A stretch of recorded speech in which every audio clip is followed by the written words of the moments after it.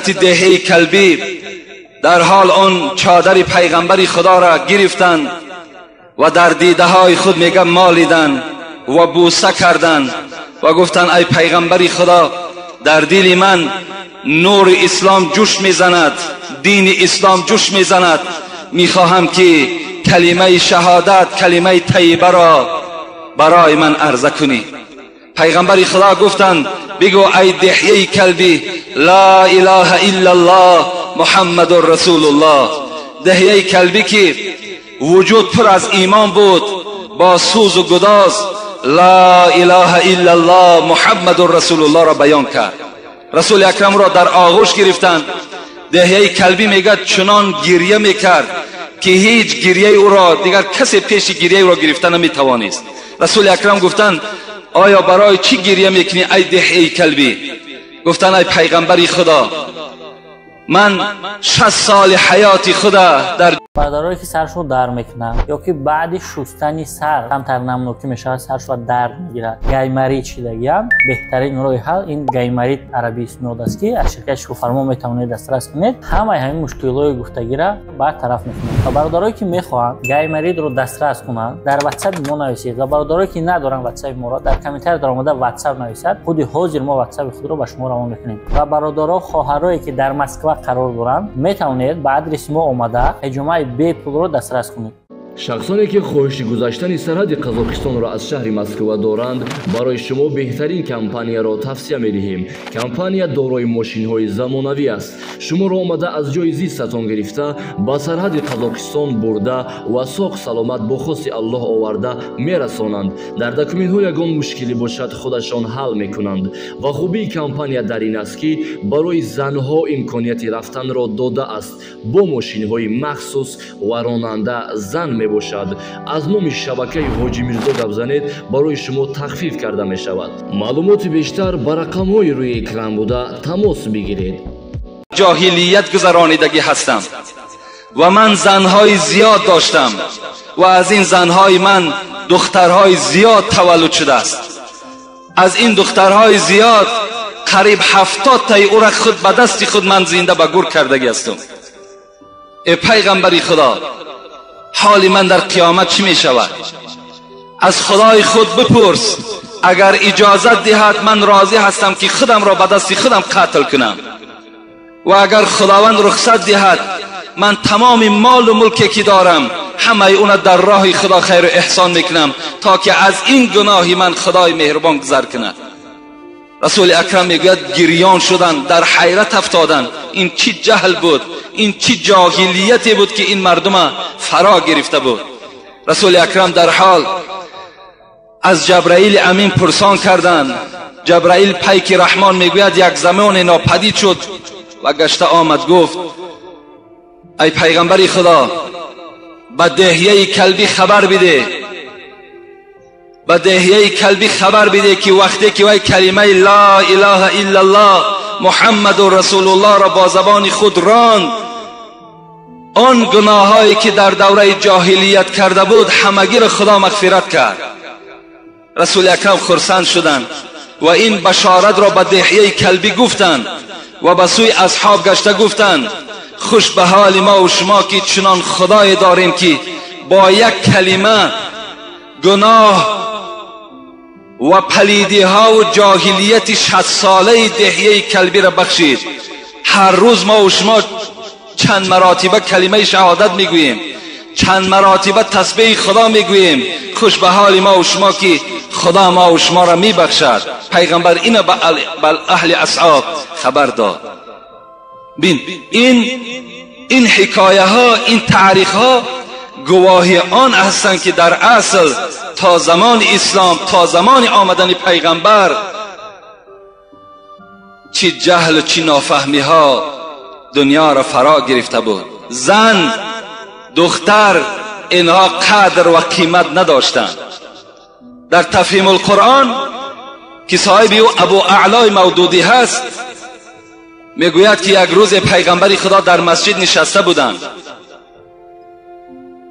در مسجد نشسته بودند، به ناگاه یک مرد از همان زمانهای جاهلیت پیش از اسلامی نزد پیغمبر آمدند و گفتم پیغمبری خدا یک سوال بر تو دارم.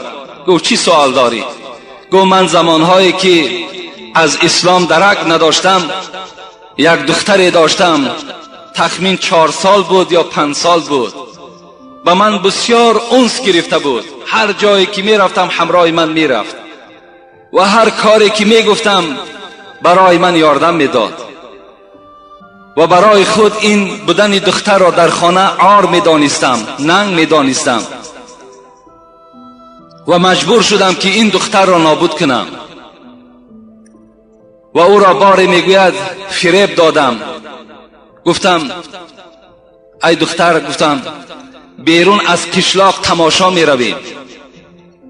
میگه این دختری من که بر من انس گرفته بود و دائم پیوسته که با ما بود، میگه با من راضی شد. ما از دستش گرفتم، میگه رفتم. وقتی به نزد چاه رسیدم، یک چاهی بود، میگه خیلی چقور بود و این دختر را فریاد زدم نزد من بیا، من بر تو یک شیرینی میدهم. وقتی این دختر میگه با یک چهره خندان نزد من دویده آمد، من وای از دستش برداشتم و در همون چاه پرتافتم. پیغمبر وقتی شنیدن پرتافتن این دختر را شنید، میگوید چنان گریه کرد که حتی میگوید این ریش کلان پیغمبری خدا از آب دیده تر شد. صحابه ها بعد جانب این مرد چی گفتن؟ گفتن پیغمبری خدا را غمگین کردی. این چه حکایه بود که برای پیغمبری خدا خبر دادی؟ پیغمبر گفتن که پیش راهی او را نگیرید، گویا که تا آخر وی حکایت کند. بعدن چی شد؟ وقتی تو وی را در چاه پرتافتی، بعد چاه پرتافتن چه حالت رخ داد؟ این مرد گفت پیغمبری خدا فقط همین قدر شنیدم، پدرجان این چه حالت بود؟ پدرجان این چه حالت بود؟ این سخن از زبان همان دخترم شنیدم، دیگر چیزی از زبان اون نشنیدم. نمیدانم حالی وی دیگر چی شد. این کودک ها به ای ذنب قتلت، روز قیامت از همین پدرها و از همین مادرها می پرسیدند. حتی پیغمبر خدا می گوید چنگ در سینه های مادر می زده است و می گفت از بهر چی مرا قتل کردی؟ آیا من چی گناه داشتم در دنیا؟ این است زنهای دورای پیش از اسلام، دوره های پیش از آنه که پیغمبری شما و شما مبعوثی به پیغمبری شدند. حال زنها چگونه بود؟ وقتی اسلام آمد نظر می اندازیم اسلام به زنها چی داد؟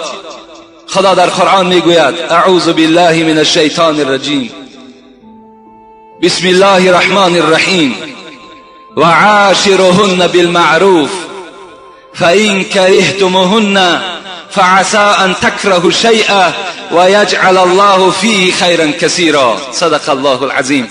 در قرآن یک سوره مخصوصی هست به نام نساء، به نام زنها. قریب 187 آیت است، 187 جمله هست که از تمام زندگی زنها خدای مهربان به ما و شما خبر میدهد. خدا در این آیت چی میگوید؟ ببینید قدر زنها را در اسلام.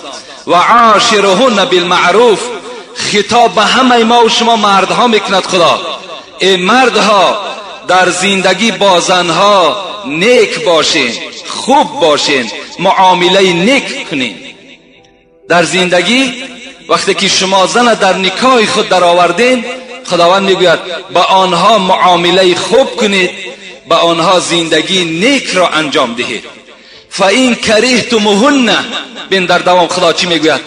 اگر مبادایی که شما این زنها را دوست نداشتید، این زنها وقتی که برای شما پسند نباشد، ممکن از روی جمال، ممکن از روی خصلت، ممکن از روی رفتار اگر به شما معقول نباشند، فعسى ان تكرهوا شيئا ويجعل الله فيه خيرا كثيرا. ای بنده من، خدا میگه هوشیار باش، اگرچه همین زن به تو معقول نیست، اگرچه شکل همین به تو معقول نیست، گفتارش به تو معقول نیست، شاید که در آن چیزی که خدا میگوید برای شما پسند نباشد، برای خدای شما پسند باشد. شاید که همین زنی که خوب صورت نیست، خوب رفتار نیست، شاید که همین زن برای شما فرزندهای بهترین تولد کند. شاید که تو این طلاق دهی، تو این از نزد خود دور کنی، یک زنی زیبا صورت بیاری، یک زنی زیبا رفتار بیاری، لکن ممکن که مثل این خدا میگوید با تو فرزندهای خوب تولد نکند. در آن چیزی که شما بد میبینین شاید خدای شما و نقص بیند. این خدای مهربان به سوی بندگان، به سوی مردها مراجعت دارد. پیغمبر خدا هم چی میگوید؟ لا یفرک مؤمن مؤمنتا ان کره منها خلقا رضی منها آخره. این حدیث ابو داود است. پیغمبر خدا گفتند ای مردها، وقتی که از زنها شما اگر گفتار ناخوب میشنوین، یا در معامله زندگیتان جنجال میکنین، یا اینکه یگان دشنام برای تو میدهد، یا اینکه از خانه قهر کرده میرود، لا یفرک، پیغمبر گفتند تو غمگین نشو، تو خشمگین نشو، در طلاق کردن شتاب نکن، رضی منها آخر، شاید که فعل دیگری زن تو را راضی کند. شاید که وای قهر کرد رفت، باز شما می توانین با طریق مصلحت، با طریق نصیحت او را به خانه خود بیارید و بعد این مصلحت ها و بعد این نصیحت ها باز فعل های پیدا کند که از این فعل هاش شما راضی شوید. این از توصیه خداوند، این از توصیه اسلام، این از توصیه پیغمبری خدا. حتی خداوند در سوره بقره به ما و شما میگه هن لباس لکم و انتم لباس لهن. من قدر زنها را بینین. خدا میگوید ای مردها آگاه باشین که زنها لباسی شما هستند و انتم لباس لهن، و شما لباس اونها هستید. چگونه که لباس به انسان یک آمیزش دارد، چگونه که مرد به لباس پیوستگی دارد، خدا میگوید که انا همین زنها لباس شما هستند و شما باشید لباس زنها هستین. این از قدر زن در اسلام. و اخذنا منکم میثاقا غلیظا، سوره نساء میگوید. و صاحب بالجنب، خدا میگوید با جنب خود، یعنی در پهلوی خود بودگی زن، مقصد از این زن است، با زنهای خود نیکویی کنید. سپارش های خداوند برای مردها این است که با زنها دغلانه زندگی نکنید، با زنها دغلانه رفتار نکنید، زنها را زیر لط و قب قرار ندهید، بلکه با آنها زندگی خوشبختانه را از سر گذرانید، آنها را دوست دارید، آنها را نوازش کنید. پیغمبر خدا میگوید بین دوره جاهلیت دخترها را زنده به زنده در گور می انداختند. وقتی پیغمبر خدا به دنیا آمدن چی گفتند؟ من کانت له انثى، اگر کدام مرد یا کدام زن صاحب دختر می شود، یعنی در خانه خبر میتن که ای فلانی آگاه باش که امروز زنی تو دختر تولد کرد، در این شنیدن دختر باید که مادر و پدر چنان خرسند شوند، زیرا که این بهترین نعمت از خدا در قرآن میگوید. بهترین نعمت بودن فرزند، چی فرزند دختر باشد چی بچه باشد، شما از مردمی بی فرزند میفهمید. مرد و زنی که فرزند ندارند برای به دست آوردن فرزند تمام طبیب های روی دنیا را دور گشتند، با تمام مملکت ها قدم زدند تا که اونها فرزند بیابند. شما قدر این دختر و این بچه را از اونها پرسین، اونها برای شما بیان میکنند. با شنیدن دختر چگونه ای که امروز بعضی از جوانهای ما و شما غمگین میشوند. به خدا قسم تو در نزد خدا بدبخت میشوی، تو گناهگار میشوی. این نعمتی هست که خدا بهر تو داده است.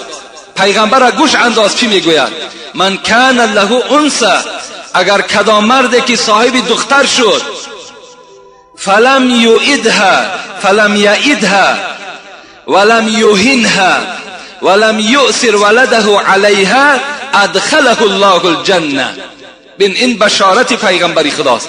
کدام مردی که صاحب دختر می شود و این دختر را پیغمبر خدا گفت زنده به زنده برده در گور نمی کند، یا این از روی که ننگ باشد عار باشد وی را به هلاکت نرساند، ولم یهینها، یا اینکه این دختر را در خانه تحقیر نکند، دائم لط و کوب نکند، ولم یؤثر ولده علیها. پیغمبر میگوید اگر بچه را از دخترش بالاتر نشمارد ادخله الله الجنه، قسم به عظمتی خداوند که این مرد و این زن وارد جنت میشوند. در خانه اگر دختری تو برابری بچه تو اگر قدر داشته باشد، در بعض خاندان دختر از بچه قدرش پست است. پیغمبر خدا گفت که اگر قدری وی در خانه ای که پست نباشد و وی را زنده به زنده گور نکنند، وی را در خانه تحقیر نکنند، این مرد و این زن وارد جنت می شوند. در دیگر حدیث پیغمبر خدا می گوید من عال جاریتین حتی تبلغا. پیغمبر می گوید کسی که اگر دو دختر داشته باشد و این دو دختر را تربیه کند، تربیه خوب اسلامی کند، یعنی اینها را در داخل گفته های خداوند تربیه کند، حتی تبلغا، تا وقتی که این دخترها به وایه می رسند، جاء یوم القیامت انا و هو کهاتین و ضم اصابعه. پیغمبر خدا گفت کسی که اگر دو دختر را تربیه اسلامی میکند، تربیه نیک میکند، تا که فردا باز در یک جوان خدمتگار شود، در اسلامش خدمتگار شود، روز قیامت این پدر و این مادر چگونه می آیند گفت پیغمبر انا و هو کهاتین، همین دو انگشت من دیدین گفت پیغمبر چگونه نزدیک هستند، من و پدر و مادر این دخترها روز قیامت یک جایه هستیم. و ضم اصابعه، پیغمبر میگوید باز انگشت هاش جمع کردن گفتن انا همچنان نزدیک هستیم. اگر کسی دو دختری خدا در خانه تربیه خوب میکند، تربیه نیک میکند، دخترها را دوست میدارد، زن دوست میدارد، روز قیامت این چنین معامله من بهر او انجام میدهم. شما مقایسه کنین که زنهای دوره جاهلیت قدرش بینین و زنهایی که در دوره پیغمبر ما و شما، زنهایی که بعد اسلام، بعد آمدن قانون چه حقوقها را اینها صاحب شدند. روز پیغمبر خدا یک حدیثی هست که حدیث مسلم است. پیغمبر خدا گفتند لا تضربوا اماء الله. ای مردها، خطاب به سوی مردهاست، شما کنیزکان خدا را نزنید. اماء الله اشاره به سوی زنهاست، شما زنها را نزنید گفت پیغمبر. اماء الله را محدثا میگویند که در همین لفظ اماء الله پیغمبر زنها را کنیزکان خدا خواند، گفت کنیزکان خدا را نزنید. فجاء عمر رضی الله عنه الى رسول الله صلی الله علیه و سلم و قال یا رسول الله زائرنا النساء على ازواجهن فرخص فی ضربهن. میگوید یک روز بعد آنکه که پیغمبر سفارش داد که مردها زنها را لط و کوب نکنید، اینها کنیزکان خدا هستند، مردها دیگر زنها را نزدند، زنها را نوازش میکردند. بناگاه روز حضرت عمر پیش پیغمبر خدا آمد و گفت پیغمبر خدا این زنها از روزی که ما اینها را آداب نمیدهیم، اینها را نمیزنیم، بالای مردها دلیر شدند، مردها را دیگر گوش نمی کنند. زائرن النساء، زائرن به معنای دلیر شدند. فرخص رسول الله صلی الله علیه و سلم فی ضربهن. پیغمبر وقتی این شنیدن غمگین شدند، گفتن نخواد که زنها شوهرها را به حرمتی کرده باشند، نخواد که من اونها را رخصت دادم که اینها را نزنند، اینها بازم این باز مردها را به احترامی کنند. از این خاطر پیغمبر نزد عمر گفت اونها را برای آنه که آداب گیرند و شما را احترام کنند زنیدشان گفتند. لیکن چگونه زنید؟ چگونه زنید؟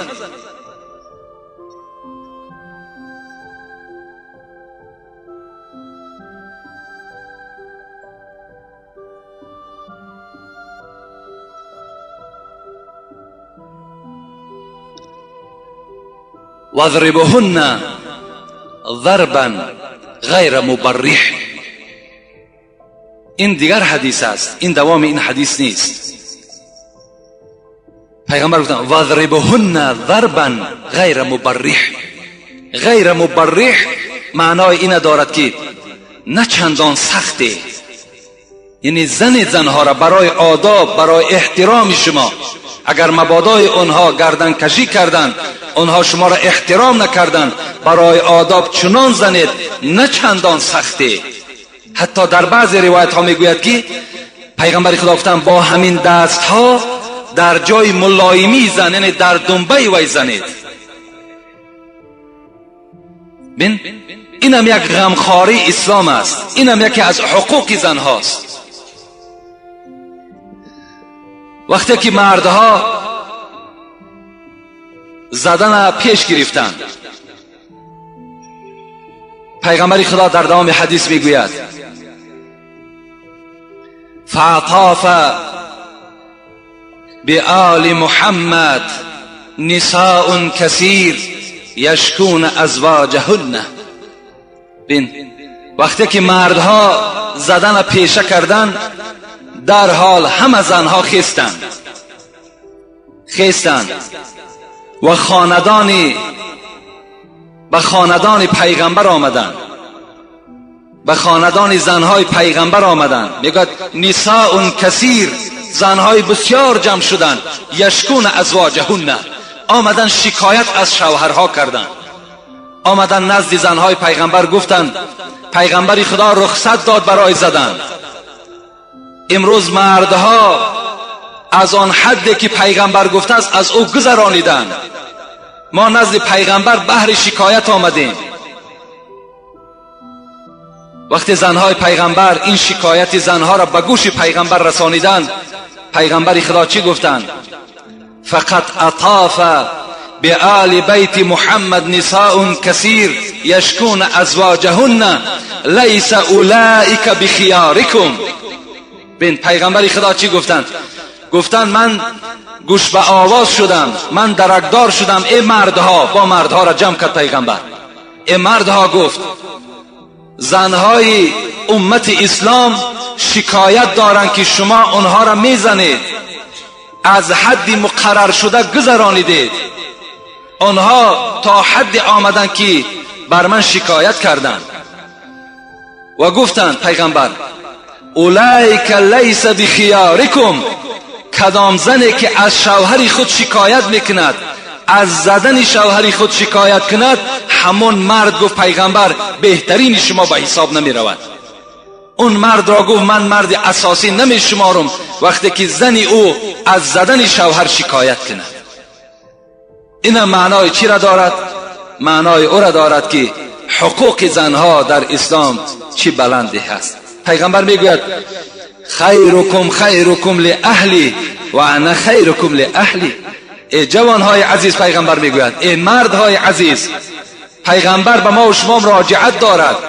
خیرکم خیرکم لاهلی، بهترین شما کسی هست که با زنهای خود معامله نیک دارد. و انا خیرکم لاهلی، من با زنهای خود معامله خوب دارم، زنهای من از من راضی هستند، زنهای من دوست می‌دارند.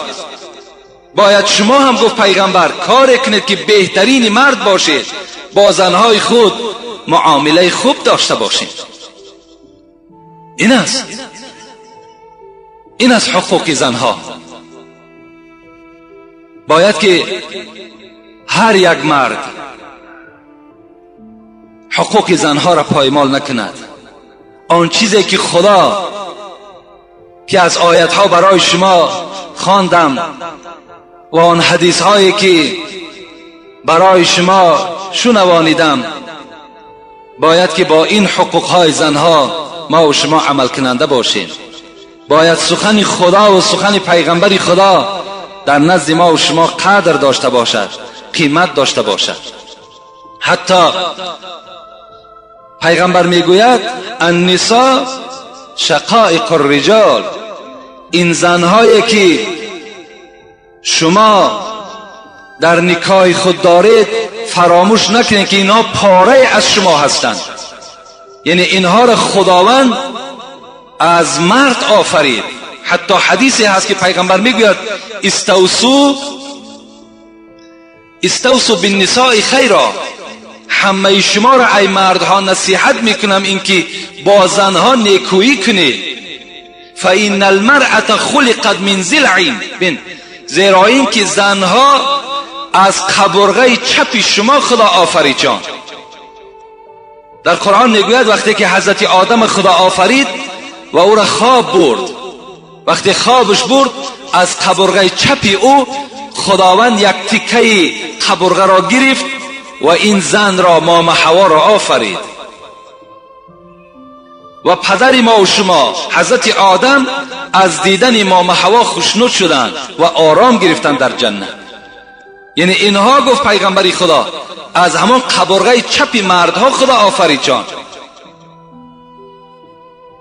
و این اعوج ما فی ضلعی اعلاه، پیغمبر در دام حدیث گفتند با درستی این که کجترین قبرغه های بالا هست. برای چی گفتن پیغمبر؟ برای چی گفتن که قبرغه بالا چندقدر کجش زیاد است؟ زیرا این که رسول الله میگوید فإن ذهبت تقیمه کسرته، اگر شما بخواهید که این قبرغه ها را راست کنید میشکنند. و این ترکته لم یزل اعوج، اگر به حال خودشان گذاریشان همون خیل کج میمانند. فاستوصوا بالنساء، با زنها نیکویی کنید. یعنی مقصد پیغمبر این است که زنها از قبرغه چپ هستند و اینها بسیار کج هستند. اگر شما خواهید که این کجی را راست کنید فقط میتوانید که طلاقشان دهید و الا دیگر اینها راست نمیشوند. فقط پیغمبر گفتند فداروا بها و تعیشوا بها، مدارا کنین، زندگی کنین.